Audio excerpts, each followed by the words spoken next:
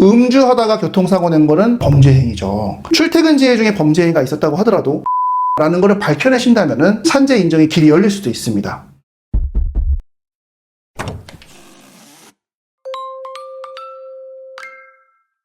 안녕하세요. 산재상담소의 이기훈 변호사입니다. 지난 영상 중에 출퇴근재해에 대해서 설명을 드린 영상이 있었어요. 그 영상에 저희가 범죄 행위가 포함된 경우는 그 출퇴근재해가 인정되기 어렵습니다 라고 한 부분이 있었습니다. 상황을 한번 가정해보죠. 회사에서 회식을 하게 됐어요. 회식을 하고 술 좀 몇 잔 마셨어요. 몇 잔 마시고서 많이 안 마신 것 같아서 운전대를 잡고서 퇴근을 합니다. 퇴근을 하다가 가로수를 들이받았어요. 그래서 다쳤어요. 그때 산재를 신청합니다. 산재가 될까요? 안 될까요?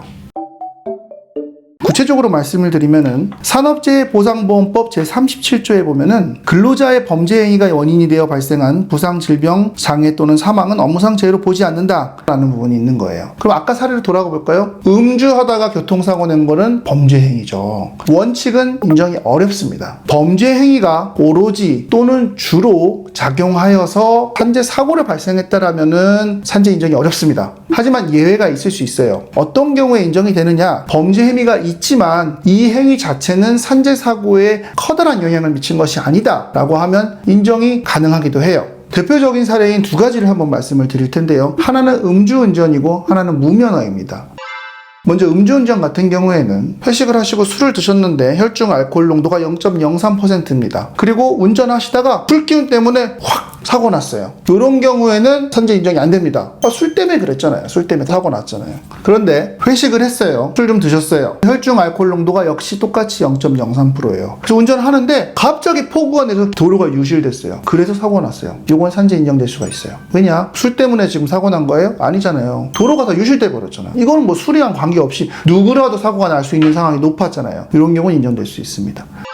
자, 무면허에 대한 사례입니다. 무면허예요. 그냥 차를 사서 나갔어요, 막. 그래가지고 운전미숙으로 막 들이받았어요. 그러면은 당연히 산재가 안 되죠. 중범죄잖아요. 똑같이 무면허 사례이긴 한데요. 이분은 면허가 아예 없던 건 아니고 운전면허도 갱신해야 되잖아요. 갱신을 기간을 놓친 거예요. 그리고 운전해서 가다가 다른 차량이 신호 위반해가지고 들어와가지고 사고가 났어요. 그럼 이분은 산재 인정이 가능합니다. 왜냐? 무면허 그리고 운전 미숙이라는 부분 때문에 사고가 난 게 아니고 저 차가 막 끼어들어온 거잖아요. 그리고 무면허로 다니겠다는 고의 자체도 없었고 그래서 이런 부분 때문에 차이가 발생할 수가 있습니다.